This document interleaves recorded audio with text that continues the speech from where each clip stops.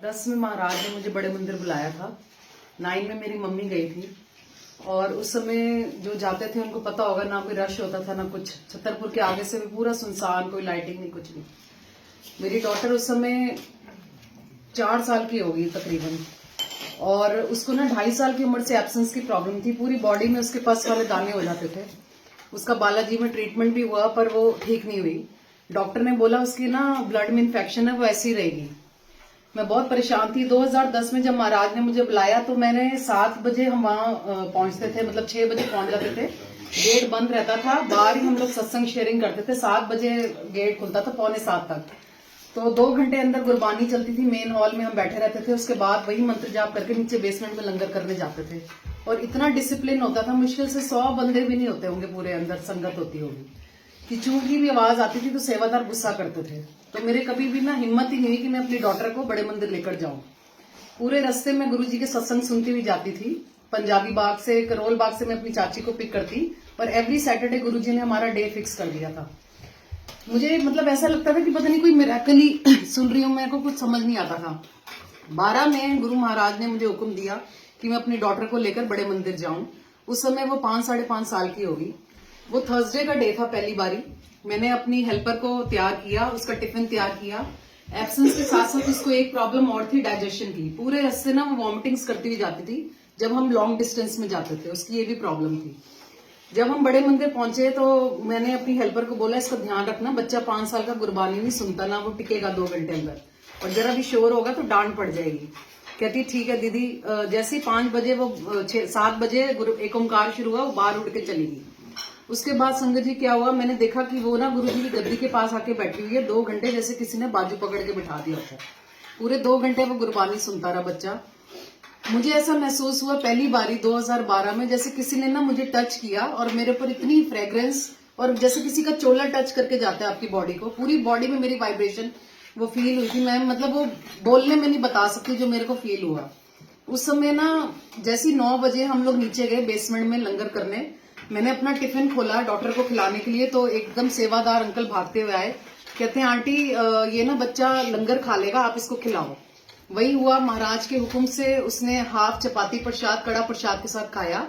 उसके बाद पहले महाराज की ना बाहर पुरानी किचन होती थी बड़े मंदिर में, हम लोग वहां बैठे हुए थे। मुझे ना किसी अंकल से, अपने अंकल के लिए घड़ी चाहिए थी, वो सेवा कर रहे थे अंकल। मेरा सत्संग ना महाराज का यहाँ से स्टार्ट होता है।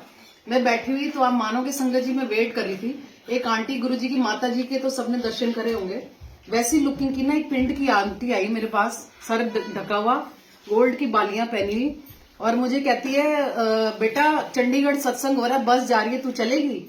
मैंने कहा आंटी मैं तो नहीं जा सकती, ऐसे ऐसे मेरी डॉटर तो बीमार रहती है, ऐसी ऐसी प्रॉब्लम है। कहती ले मैं तो मंदिर दी दाई हैगी, दिखा मैनू अपनी कुड़ी, मैं तो लंदन अमेरिका पता नहीं कितने कितने हो आई हूं। मैंने कहा दाई कौन है मंदिर में, इतने सालों से तुम, मतलब मैं 2 साल से तो मैं आ रही हूँ, दाई का तो मुझे कुछ पता ही नहीं। कहती दिखा तो सही अपनी कुड़ी। तो मैंने बताया ये मेरी डॉटर है। कहती तू इधर ही रह। वो मेरी डॉटर को लेके संगत जी समाधि के पास चली गई, और मुझे मन में उल्टे सीधे ख्याल 15 मिनट 20 मिनट कि कोई अनजान आंटी मेरी डॉटर को लेकर कहाँ चली गई।